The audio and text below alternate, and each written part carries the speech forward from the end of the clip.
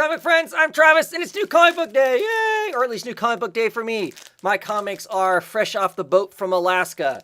I live in Washington State. They got misshipped to Alaska.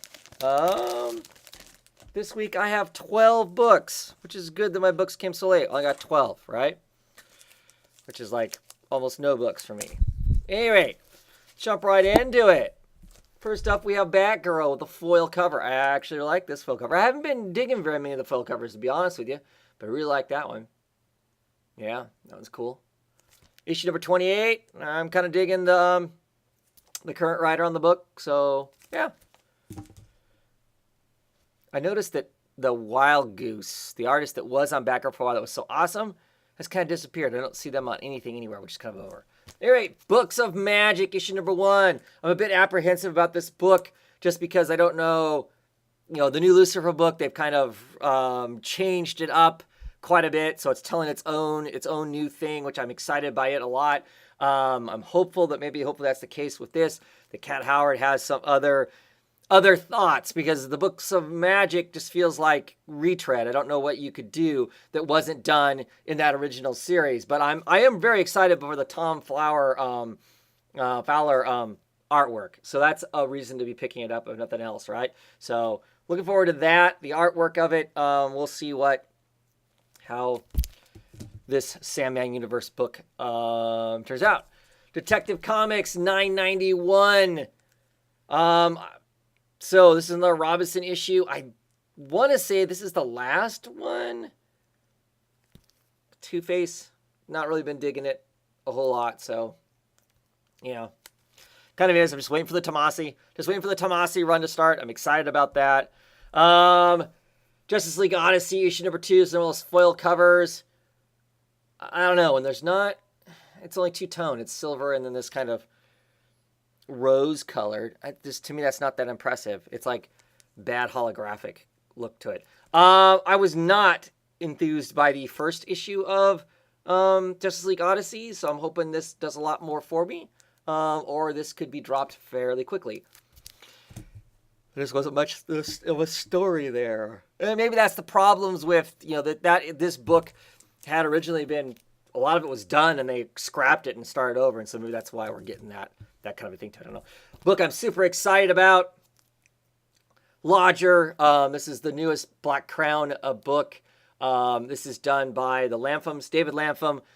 Stray Bullets. His wife is helping along. I think his wife has always kind of helped along the way with stuff. But if you are not reading Stray Bullets and you really want to check out what Stray Bullets is about, I'm not saying this is Stray Bullets, but it's going to give you a taste of what these creators are like. I would guess. I haven't read it yet, clearly. But I absolutely love their stuff. It's a black and white book, but I just am sure it's going to be awesome. So, Raven, Daughter of Darkness, issue number 9. More of this stuff with the Night Force and whatnot. Hasn't been that great, but it's been okay. I got Scooby-Doo Team Up, because Scooby-Doo is teamed up with Doom Patrol. You can't not have Scooby-Doo and Doom Patrol, right? So, look, tentacles. So they're fighting against like an octopus or something. I mean, that's like triple awesome. So yeah, so clearly with Doom Patrol, I had to get it. Just gonna be some fun. Shadow Man issue number 8, beginning of a new story arc.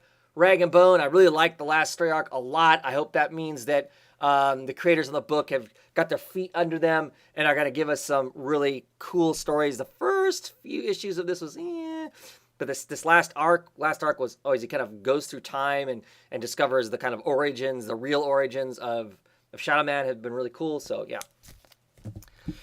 Witching Hour Part 4, Wonder Woman 57. So we'll see what happens here. Wonder Woman's looks like she's gonna go all nuts. Servant of the Witch Goddess. She gets all crazed, overpowered. We'll see what happens there. Is this the end of it? Or is there one more Witching Hour book? I can't remember. We talked about it a little bit on Saturday. Still can't remember, and I hadn't looked to see. Anyway, love those characters. So it's been a fun read for that alone. Beast of Burden, issue number 3. Yes, Wise Dogs and Eldritch Men. More of our wonderful canine friends battling against the things man was not meant to know. In this case, it looks like demonic pigs, demonic wild boars. So, good stuff. Cold Spots, issue number 3. Last issue really set a great tone for a ghost story type thing. The first issue, I was like, I don't know. But the second issue was excellent. This is another fabulous cover. Really like these covers. Cullen Bunn, Mark Torres. Another horror book by Cullen Bunn. Like I said, issue number 2 is really good. So I expect high things from issue number 3. I think it's like 5 issues, I want to say. Something like that. So about halfway through. And issue 9, chapter 9 of Days of Hate. And I hear this is a pretty poignant issue in with the current tragic shootings that went on in synagogue in Pennsylvania here in the United States.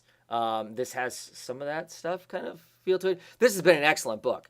Deep, dark, and depressing, but it has been an excellent book. I'm really intrigued. Issue 9, so we've got 3 more issues after this to what's the story going to tell us? What's the message? Is there a message? What's the final outcome of all of this? We'll see. I absolutely despise this character, the Homeland Security director.